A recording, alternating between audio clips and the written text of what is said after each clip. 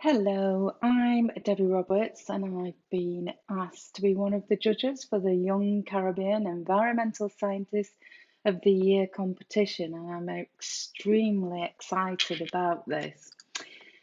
I don't really have one top tip, but I am really keen to see that your idea addresses an issue that is personal to you.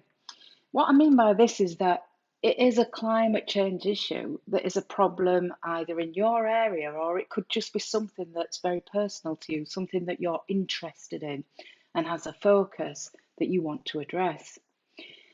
I'd also like to see a project that's doable and realistic, an idea that can be implemented and make a real difference to your problem that you've identified.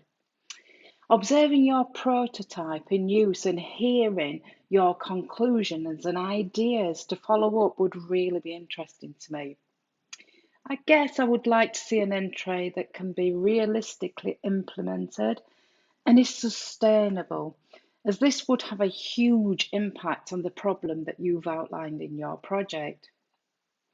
Good luck with your entry, and I am really excited about seeing your ideas in action.